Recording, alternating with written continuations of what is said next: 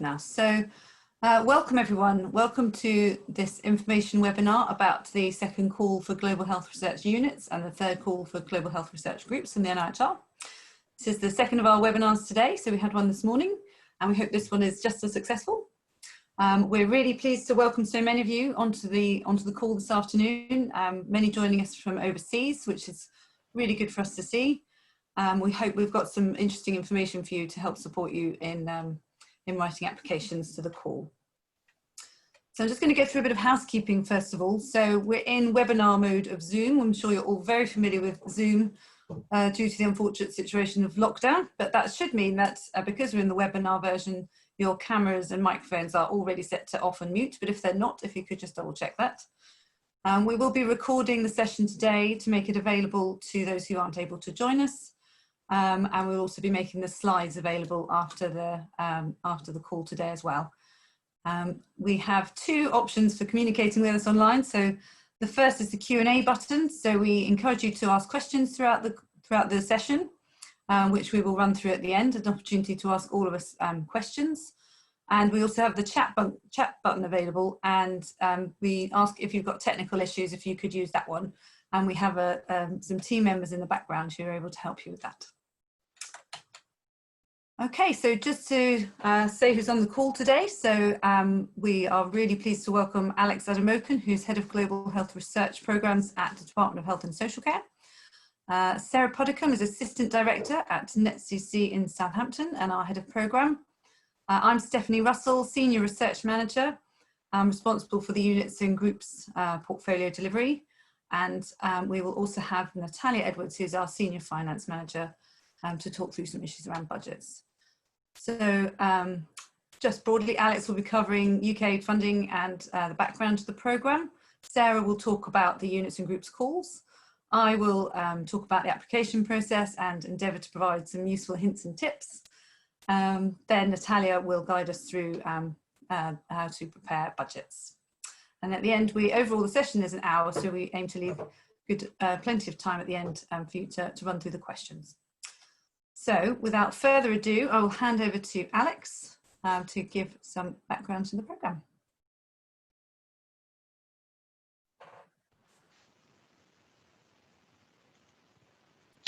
Right, good afternoon, everyone. I hope you can see my slides and hear me properly. Thanks, Steph. I'm Alex Adamokan. I'm Head of Global Health Research Programs at the Department for Health and Social Care, like Steph said. And I'm just going to set the broader NIHR Global Health Research portfolio in the context of the UK Official Development Assistance funding landscape. So following the 2015 spending review, there was a decision taken by government to take a whole of government approach to official development assistance. In the context of research, what this meant was we had a research portfolio across ODA that was delivered by DFID traditionally. So DFID retained quite a bit of research, for example, in the health space, and they're still one of the largest funders of ODA health research. DHSC received about £1 billion towards global health over the spending review period, so 5 years.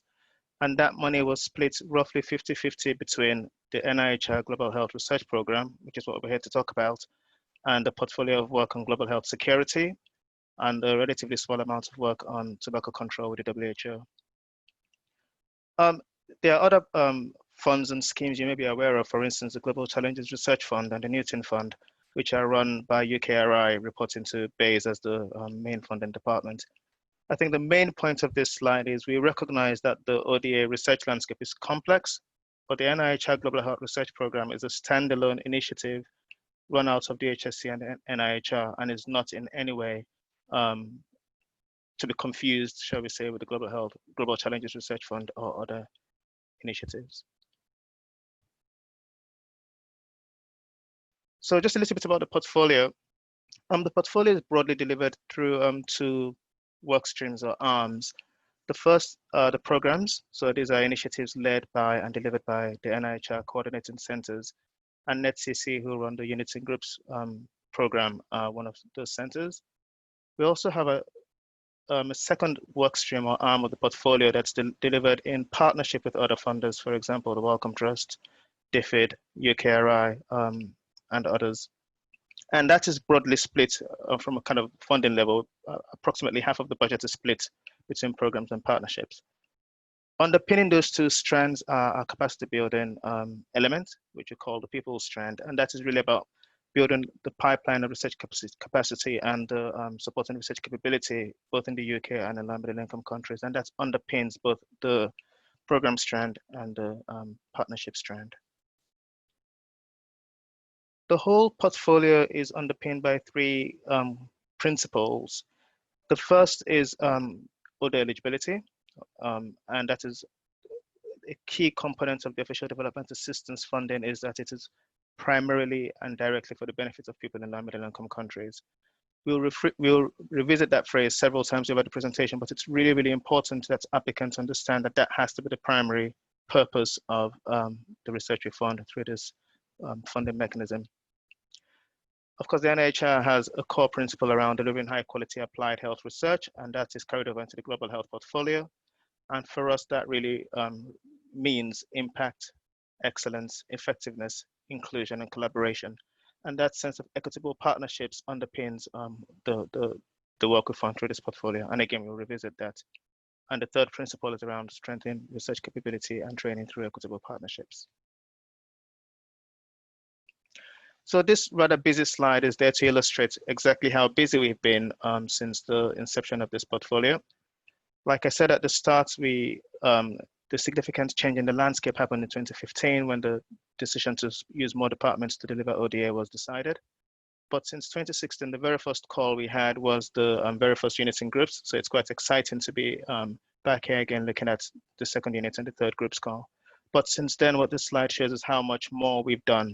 So we've launched new initiatives delivered by the NIHR, for example, the RIGHT calls, which some of you may be familiar with. That's research and innovation for global health transformation, as well as the health policy and systems research program that we've developed recently. So we've been very busy. We've been working with new partnerships, and this complex slide, I think, is testament to the hard work across the portfolio and the demand for this work across the applied health research space. I'm just going to say a little bit about 2020 and our plans, which you will appreciate has changed in the context of COVID. So we had plans to launch a number of calls this year, and we've had to revisit those plans.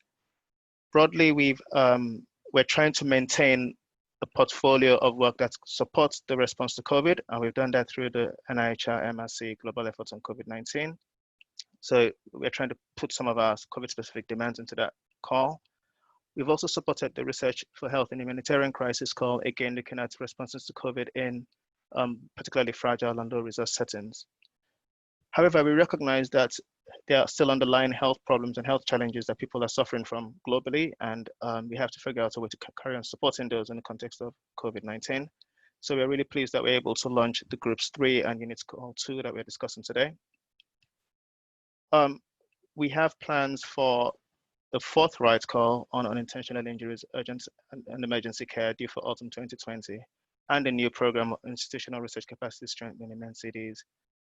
We are being a bit tentative about the dates because you will understand and appreciate that there's a lot of uncertainty right now, both in terms of ODA and the political landscape. But for us, it's a matter of when, not if. So we have not put out precise dates just now because we're just waiting to see how the landscape pans out. But these are calls we still intend to launch in autumn 2020. The last call on this slide is the Global HPSR Researcher-led call. That was originally due for September, but in rejigging our portfolio to respond to COVID, we decided to push that out a little bit to March 2021. And I would advise that people please look online at the timelines as best. We'll keep updating them as best as we can, just to reflect what the opportunities are from the NIHR portfolio. Just a couple more slides now. I think this slide is important to show the kind of thematic analysis or the thematic breakdown of the existing units in groups call and the first few RIGHT calls and professorships. And what it shows is how disruptive the NIHR has been in the space of global health research. So if you look at the top blue line, which says non-communicable diseases, that top blue line really is composed of the smaller lighter blue lines beneath that. And it shows that with our researcher-led calls, we've created a space for areas that were perhaps not traditionally thought of as global health research. So traditionally, you will find a lot of infection, a lot of malaria, HIV, TB, and things we would normally understand as global health research. But with the NIHR coming into this space, we've created an opportunity for a broader range of themes to be understood in the context of low and middle income country settings, with a focus on interventions to improve health outcomes. These calls are completely researcher-led, so these are in no way an indication of areas we want to focus on. It's to just demonstrate the fact that we are completely researcher-led and we create a space to disrupt the sort of traditional ways of looking at global health research. So I'll stop here for now and take any questions that are relevant at the appropriate time. But for now, I'll hand over to Sarah Podicom, Assistant Director at NCC and Head of the Global Health Research Program there. Thank you. Okay, thank you very much, Alex, and welcome everyone to our webinar. I thought I'd start by setting out how the Global Health Research Programme is managed. So we're managed on behalf of the Department of Health and Social Care via the NIHR, which has a number of streams to it, but one of its programme streams is the Global Health Programme, and these are managed across a number of centres. So NETCC, NIHR Evaluation Trials Studies Coordinating Centre, is the centre that's responsible for managing the units and groups and for global HPSR, and other centres manage RIGHT and the professorships, etc. So in terms of the main contact for you as researchers, please do use us as your main contact for any queries in relation to this call and the subsequent management of any active studies. And the email address is available here. So the units and groups new calls for the Units 2 and the Groups 3 awards are really aimed to address, as Alex said, locally identified challenges in LMICs through equitable partnerships between the researchers in UK institutions and in ODA eligible countries. And those are the countries that are listed on the DAC list. The aim is to generate scientific evidence that can improve health outcomes from those people in low resource settings and to lead to improvements in knowledge, improved practice and informing policy. And a very strong strand, as Alex said, is this strengthening of research, but also research management capacity and capability, so that we can really underpin and ensure a future sustainability of research in these LMIC partner countries. So in terms of the Units and Groups Awards, in response to COVID, we have given one call that opened in June, but that has 2 opportunities for submission. And the 2 closing dates are November 2020, and the second is in May 21. Now, applications to both units and groups are eligible to be submitted to either call close. Now, what are the differences? Well, units are really about well-established equitable research partnerships or even networks of universities and research institutes, and with those partnerships between LMICs and the UK, and they have a track record of existing long-term internationally recognised applied global health research. And they will be for large-scale ambitious programmes of work which will consolidate or expand on the existing partnership working that's been established. The awards are up to 7 million and for up to 5 years, but that doesn't mean that's the maximum, so you can come in below those maximums. In terms of the groups, then these are for collaborations of more specialist researchers, often with a more national focus within universities and research institutes, who are looking to establish new programmes of applied global health research, but they may be new to delivering global health globally, or maybe wishing to expand an existing but perhaps smaller scale partnership to address unmet global health needs through equitable partnerships, and that might be in new areas or in new geographies. These awards are up to £3 million per award and for up to 3 to 4 years, and again these are the maximums. The one defining feature across all of these awards is that they have to have 2 joint lead applicants, one in an LMIC and one in a UK research-based institution. And all of the contracting will be via the UK administrative lead. Now, there's an expectation that the split of funding across the partners will reflect equity and balance of where the majority of work is proposed to be taking place, and that actually that focus will be sort of directed by on behalf of the if research is being directed by the UK institution on behalf of the LMICs, then that should be made clear in the application. In particular, research capacity strengthening elements should really be able to address the minimum requirements for the call, which I'll talk about in a little bit later on. So in terms of the units and groups, as Alex said, this is a really open call in any field of applied global health research in any area or geography that is within an ODA eligible country, that is for the primary and direct benefit of those people in LMIC countries. It's a very open call, and there is no guarantee that current award holders will be successful again in the future. And there is no expectation that any existing group award holdees would necessarily graduate to become a unit. There is a maximum limit on 2 unit applications per joint need institution. So that's both the UK and the LMIC joint needs. And that's across both the call clauses. So a maximum of 2 unit applications in the entirety. We don't have a limit placed on the number of distinct group applications per joint need institution. And we're trying to encourage a breadth of applications from across the UK and in LMIC countries to address these. An individual also can only be named once as a joint lead on an application for a unit or a group, but that doesn't prevent joint leads being co-applicants on other applications, as long as any of their contributing time is feasible should any or all of the applications be funded. So what are the differences, or the main differences between units and groups?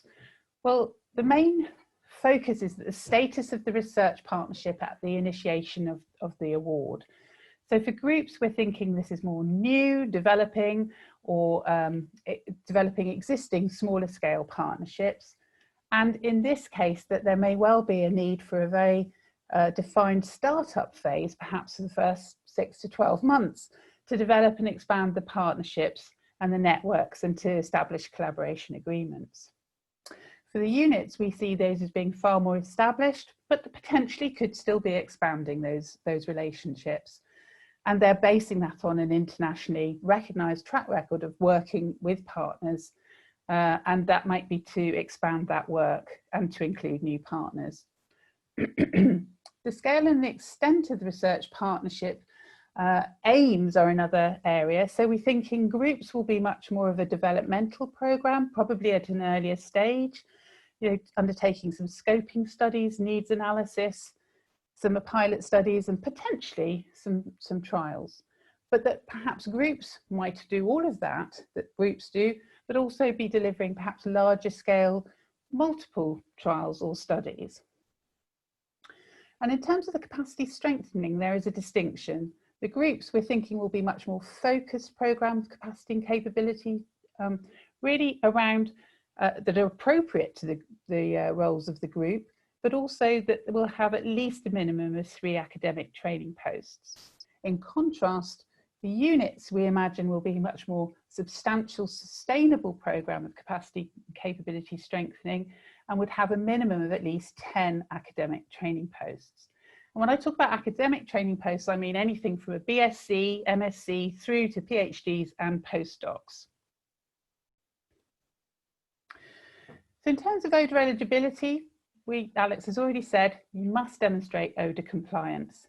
So that's really around which LMICs or regions on the DAC list will directly benefit from the research, how the research will be directly and primarily relevant to the development challenges of the countries in which it's set, how the outcomes will promote health and welfare of the people in the countries on the DAC list, and we've got a resource online which you can refer to for more information.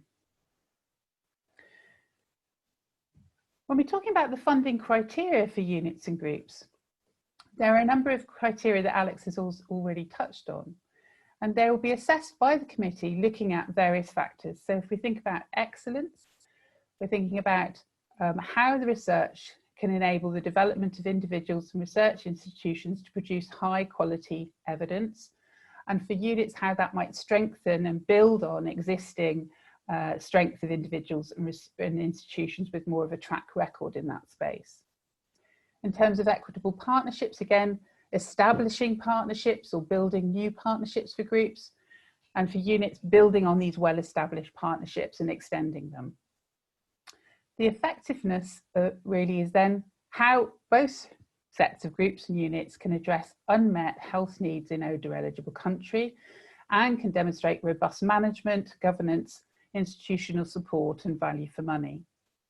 In terms of capacity strengthening, I've just said, sort of a focus around 3 academic training posts, both research and research management capacity building in groups, and up to 10 in units.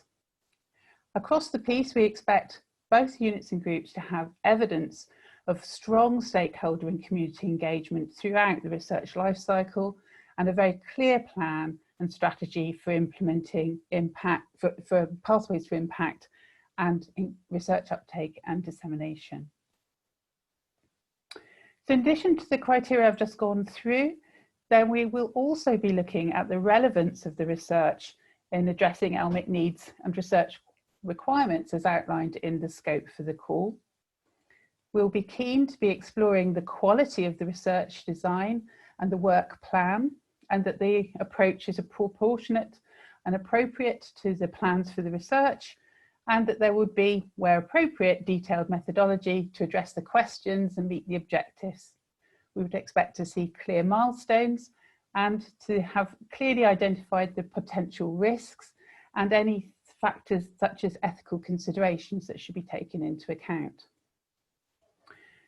We're keen to see a strong research team with a quality, depth and breadth of interdisciplinary expertise, and that ranges from social science through to sort of specialist expertise, and that the track record of individuals in the team is clear and the roles in the project are clearly articulated. Again, quality of the proposed research management and governance should be very clearly articulated, how risk management and assurance will be organised, and how those efforts will be overall coordinated. And then we're thinking about the impact of the work. We really want to be ensured that the contribution to the evidence base in the relevant area has been demonstrated, and that there's an improvement in the health and well-being and lives saved, both economic, social and cultural benefits in ODA eligible countries. And a strong focus for NIHR is really the strength of plans for stakeholder engagement, and that includes policy, practitioners, but also communities and patients.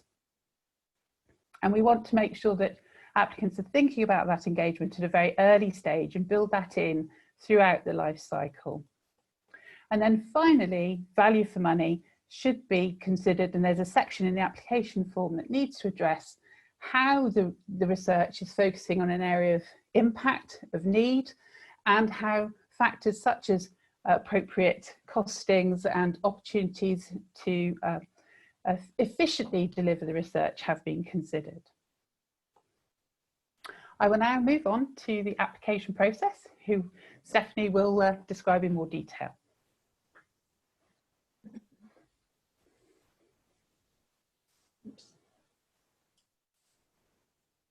Brilliant, thank you, Sarah. Hopefully my screen is sharing now. Yes, so to follow on from what Sarah said, but also I've realised in my dreadful chairing responsibilities, I forgot to mention importantly, in the Q&A, we really encourage you to send your questions in now, and if you like them, it will promote them up the list and we'll make sure we focus on them in the session at the end. So feel free to send those questions in. Right, so I'm going to talk a little bit about the application process and then give some hopefully helpful hints and tips. So just a refresher on the timeline. So as has been referred to by Sarah and Alex, we have 2 closing dates due to the impact of COVID that we recognise on the research community and the ability some teams have at the moment to write the high quality applications that we'll be needing to be successful for the units and groups call.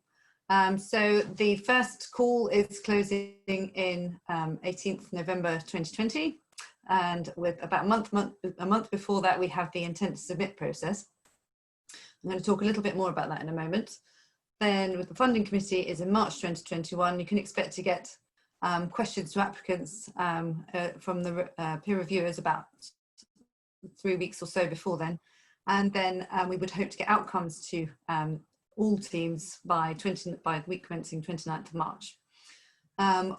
There's 2 contract starts there, so July is for the units, September for the groups.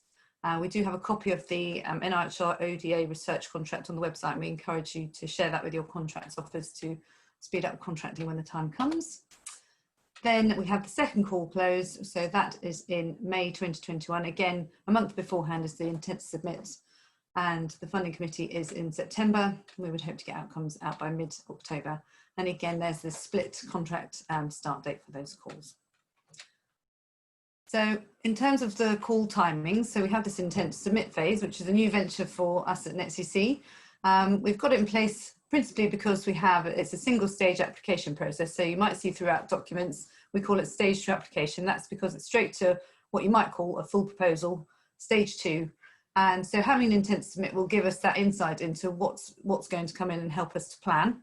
So we can prepare for things like peer review and make sure we've got the correct makeup on the funding committee.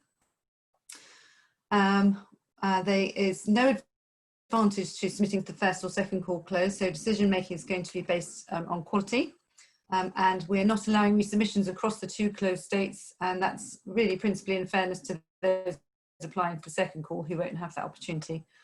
So you need to pick which call you want to apply for and go for it. So all applications are through our online management information system, which you can reach either through, pressing apply now through the call webpage, or you can use a search engine and just type NetCC MIS and it will come up. We have developed a lot of guidance for the call. So there's the remit guidance, the core guidance, finance guidance, and how to complete your form guidance, and also a Word version of the application form, which you can use offline to share with your partners and complete without having to venture into the online system. So to summarise what is contained within each of these different types. So we've got the call guidance, so that really focuses on the units and groups calls for all the information Sarah and Alex have highlighted so far. So that's the aims, the scope, eligibility, selection criteria, and the process. Then the core guidance is a newly developed set of guidance that works across all the managing agents now for the Department of Health and Social Care, so for the NIHR. Alex referred to the right calls, and we also work closely with the Academy. So much of the content you see in this call guidance is now consistent across all the calls run by NIHR in global health research. Then we've got the finance guidance, which Natalia will be talking about shortly, and then one to read at night is how to complete the form, so the technicalities of how to fill in the fields on the MIS, and crucially information on the detailed research plan, which will form the main part of your applications. We'll describe the methods and your approach and all the content sections that we'll be needing to see. So just to talk a little bit about the intent to submit, so it's a subset of information that's linked to the online form. So we actually recommend you submit this first, work offline on the Word version of the form, and then start tackling the online form in earnest after you've pressed submit. What's important to note is that we know that a month before the closing date, you may not have all the information you're expecting in your applications, and we will fully take that into account. We're not making any decisions based on the intent to submit. We're merely using it to, as I say, help inform our processes. If we are concerned about whether you might not be in remit, we would get back to you at that point and help give you some guidance. But beyond that, we won't be making any further decisions on it. So what we really want to see is in the plain English summary field, a high-level description of what your plans are. We need to understand what countries you're planning to work in, where your partners are based. Okay, then submitting your application, there's a number of required uploads. So detailed project description is, do not forget this, so that's the big upload where you'll be describing what you're doing. The budget spreadsheet, CVs for your joint lead applicants, maximum of 2 pages, letter of support from non-contracted joint lead institutions, so that'll be your low middle income country joint lead partner. The reason we don't make it mandatory for a letter of support from the UK is because they have to sign through the online system, but that is an optional upload, which you'll see on the next page. Then we ask for a delivery chain map, which we've given some guidance on in the core guidance, a Gantt chart, project management plan, so you can understand how your project's going to run, and references of up to 2 pages, so you don't need to use up valuable space in your form giving references. Then there's a number of optional uploads. There's a few letters of support that we do welcome. Ideally, try to keep the numbers as low as possible, really, for the benefit of the funding committee members who'll have to be reading lots and lots of paperwork ahead of the meeting. But we do recognise that often they are very crucial, that you need those additional letters from various sources. And there's a number of other optional uploads here if you want to use any of these to tell the story of what you're going to be delivering. So Sarah's touched a bit on team structure. I thought I'd just mention, so we've got the most important thing we have in place in terms of the structure is the joint leads. So you need to have a UK and an LMIC joint lead. Beyond that, you can describe to us how you want that leadership team to work and the co-applicants around you.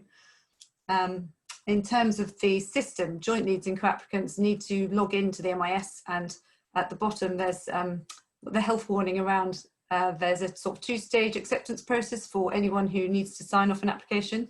So I would say that's the most common reason the phone rings in the 24 hours before close date, is that people haven't fully understood those steps. So that would be my top tip for navigating the system. Then we've got collaborators. So those colleagues who you're working with, but they're not involved in shaping and managing the project from the inside. So they'll be providing other ways of input. They don't need to log into the system. So taking that decision to try and reduce some bureaucracy. This is a very brief looking submission checklist, but underneath is much information. So our top tips are clear application that follows the call guidance. You've met all the eligibility criteria, you've checked, you've met all the selection criteria, and all the required uploads are included. And really importantly, if you are not sure about any steps in the process, do get in touch with us. We're here to answer your questions. Right, so I'm just going to do a couple of slides on tips of success, which are drawn on sort of our experience of managing the existing projects and from running previous calls for research. So the top one is make sure you meet all parts of the call remit. So particularly don't skim over important things we consider extremely important, like community engagement involvement, how your partnerships are going to develop, or your plans for capacity building. Be really clear on the vision and tell a good story. So the funding committee will not be experts in all areas, no funding committee is. So what you want to do is help them quickly understand what it is you're trying to achieve, and why it's the right time to be doing this work, and how you will achieve your goals, and that the plans are really clear for them to understand. Make sure your plans are co-designed, so you would, with your joint lead and any other partners you're working with. Policymakers where this is feasible, but obviously it's only early stage if it's an application, but we want to be really clear you're going to fill a gap with the work that you're going to do. A useful source of information is the existing NIHR portfolio, which you can find on funding and awards, and you might find that a useful source of partners working in country already who are familiar with the NIHR. One of the tips that comes through regularly from our teams is to partner with people in country who can drive the project forward and can develop those local partnerships, and really be ambassadors for the work within their local settings. Strong plans for governance, which Sarah has mentioned already, to help keep these are big and complicated programmes of £2 million or 7 million up to those thresholds, but equally complicated to manage. So really good plans in place is what we're looking for to help keep things on track. Be realistic in terms of timelines, so particularly around gaining ethical approvals. We know that they are quite sometimes be quite hard to navigate in low middle income countries, as well as in the UK, I might add. And impact is important, but we do also recognise what is achievable within the time frame of the project. So the funding committee will be reviewing that as well. In terms of resources, we've mentioned in the core guidance we recommend a full-time project manager and to have allocated resources, not necessarily full-time, for community engagement involvement, monitoring, evaluation and learning, somebody to act as your training lead to coordinate all of the training within your unit or group, and somebody to look after the data management side of things where this is relevant to your work. We strongly recommend that in the research team section you tell us all about each of your team members. Don't leave the funding committee guessing around what they might be bringing to the table. And in terms of resources for joint leads and directors, we'd be very sceptical if not enough time has been given to manage, as I said, these very complex programs.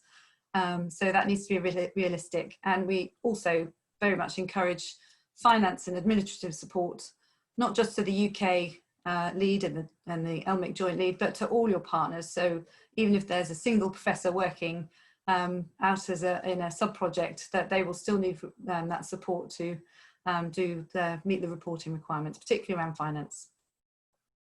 Another top tip for the teams is put plans in place for early face-to-face partner meetings, accepting travel restrictions at the moment, but let's see where we go. That is highly recommended by every team we've spoken to. And the last one, there's no restriction on the number of partners you can have in the units and groups calls. There are in some calls for research, we know, but in this case, we just say, be mindful not to spread yourselves too thin. It can get very complicated in terms of paperwork and the management if you do have a high number of partners. So just to bear that in mind. The final one on here is just a plea to write in plain English to help the funding committee assessment. So you're telling your story and they can understand it, and you're not disadvantaging yourself by presenting things in too complicated a way.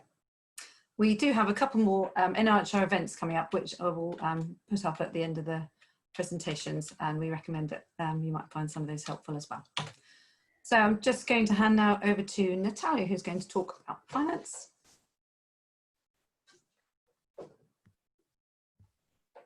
Thank you, Steph. Here's my slides. Welcome to a finance session of this webinar. I'm hopeful that I can provide you some useful advice on financial aspects of your application form.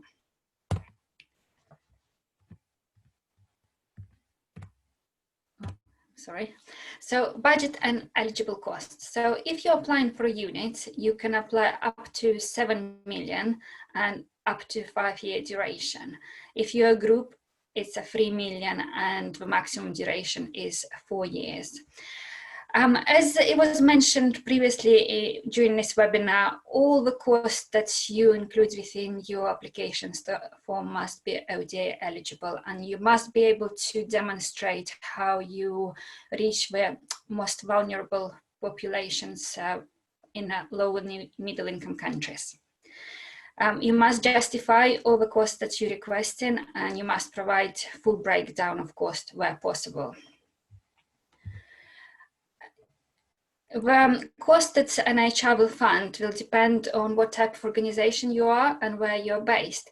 So if you're based in UK and you are a university, all your costs must be calculated on a basis of track methodology, and we will fund 80% of full economic costing. So that's 80% of direct and indirect costs. If you are based in UK and you are an NHS organization, that we will only fund direct costs. If you are UK based and any other type of organization, such as charities, NGOs, research institute, will fund 100% of your direct and indirect cost, and your indirect cost must be calculated on a basis of staff effort on a project. And if low and middle income countries institution can apply again for 100% of direct and indirect costs, and indirect costs again should be calculated on a proportion of a staff effort on a project. If your organization is based in high income countries, then you can only request direct costs. The main proportion of your budget will be around staff cost. So, and there are a few nuances of how we expect your staff cost to be calculated. So finance spreadsheet will ask you to complete the section where it's asked to provide a basic salary as well as any other on costs and allowances payable by employer. And this can be national insurance or equivalent pension, apprenticeship levy, and maybe geographical weighting as well. So all the staff costs must be calculated on a current pay scales and includes agreed incremental rises, but no inflation should be incorporated into your costings.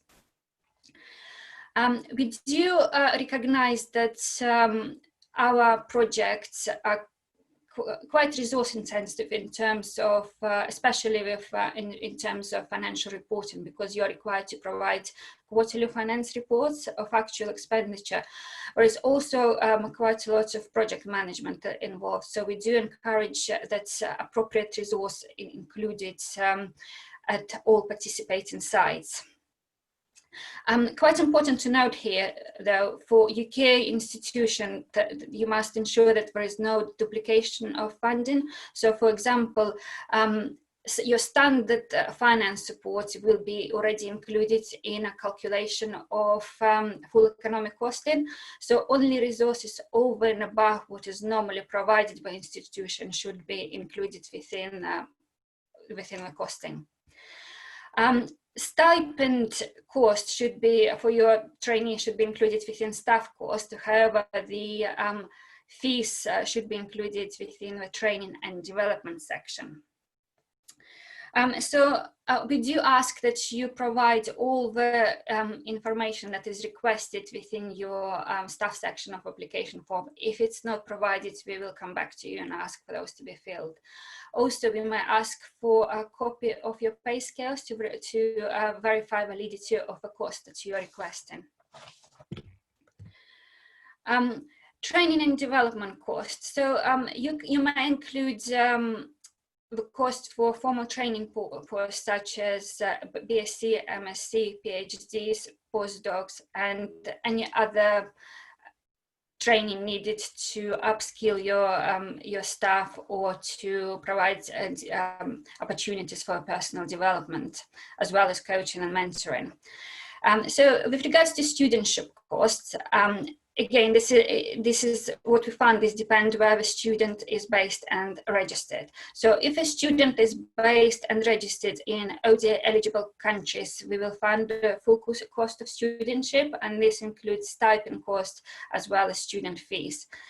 If a student is based in ODA eligible country but registered in UK university, then we will fund the stipends, but we expect that the fees are negotiated with UK university. And we do not fund students based in and registered in UK universities. Quite particular to unit and groups call is commissioned and responsive funding. And this is really to address the emerging priorities and developmental work. The cost that you request for this budget heading must not exceed 5% of the total amount that you're requesting, but you also must stay within the budget envelope that is available. So it will be 7 million for units and 3 million for groups. And cost that's requested within this category, it must be spent in low and middle income countries. And you cannot use this fund as just as a contingency. You must provide, where possible, a breakdown of cost and justify how exactly those costs will be spent. So a few other nuances of research costs and how we expect for them to appear in application form. So all the costs as well as salary costs should be costed at the current rates. No inflation should be included. So if we do suspect that some costings have included inflation, we will ask for that to be removed. All your costings must be in British pounds, and you must provide exchange rates as well as where the website where exchange rate was taken, as well as the date of exchange rate. If you don't provide those, we will come back to you and ask for them. If your organization is unable to claim value-added tax or equivalent, then you should be including all your costs, including VAT, but we do encourage you to speak to your VAT experts about the status of your organization. All allowances for travel and accommodation should be done using the most economic ways possible. So that will be the standard economy flights, for example. We don't pay for business class travel unless business class is required to meet a specific legislation, for example, Disability Act. A couple of points to note about equipment as well. So if you are purchasing laptops or computers, we limit those for £650 plus VAT. If you do require high specification computer equipment for your project, then you must provide a robust justification as to why you need this piece of equipment. If you do ask for expensive items of equipment, then we will ask to supply us with some quotes. We do realize that the cost between the quote dates and the future dates may vary, but it just gives us a guide as to how much those items of equipment will be. If you are purchasing several items of equipment of over £250 each, then you can group them. You cannot, you don't need to list every single item of equipment separately. Justification of cost section. This is really important. I cannot stress enough how important it is for finance department, and I would imagine for the funding committee as well, to assess what exactly you're asking us to fund and for what purpose. So please consider in advance what costs are likely to attract queries and preempt those questions. So for example, if you're asking to fund £100,000 for consumables, and that's how it appears in application, it's very difficult to ask for assess what's included within that amount. So do provide as much breakdown as possible. And so there is a justification section for each budget category of your application form. So do provide as much information as possible. For example, if you are buying several laptops, just state who will be using those laptops and for what reason. And don't forget to provide justification for indirect costs, as again, this will be scrutinized as part of value for money assessment. Your budget will be scrutinized by a finance committee, where if they feel that some of the costs included are out of remit or do not represent good value for money, they may decide to only partially fund your award. And it's again, myself and my colleagues in NIHR Finance will be looking at your application in detail, line by line, and if we feel like some costs should not be there. So for example, I don't know, you've included contingency, or quite often is contingency for exchange rate fluctuation, then we will ask for those costs to be removed. Yeah. Just to say, we're just on the 10-minute mark before I'm nearly done, sorry. So your payment schedule will be based on application you submit, and then after that you'll be required to submit quarterly reports of your actual expenditure. So we will adjust your payment schedule pretty much each quarter. And I think that's it from me. Next step to you, Steph. Thank you, and sorry for taking so much time. No, that's great. Thanks, Natalia. Sorry, we're just conscious we've had lots of good questions coming in, so we're just going to quickly finish off and talk about next steps. So this is just a quick reminder of the call deadlines, which you'll all have committed to memory by now and are also in the guidance notes. I just mentioned earlier about further opportunities to hear from us. So this, obviously this is the briefing event for the first call close. We've got a theory of change being developed for the units and groups. So if you'd like to understand more about that, we'll be running another webinar around August time. And we hope to have some researchers on the line in September to help answer some questions as well. As I said, after the call today, we'll be making the slides available and a recording will go on the website. We'll also be developing an FAQ document so that we can provide consistent advice to other researchers thinking about applying.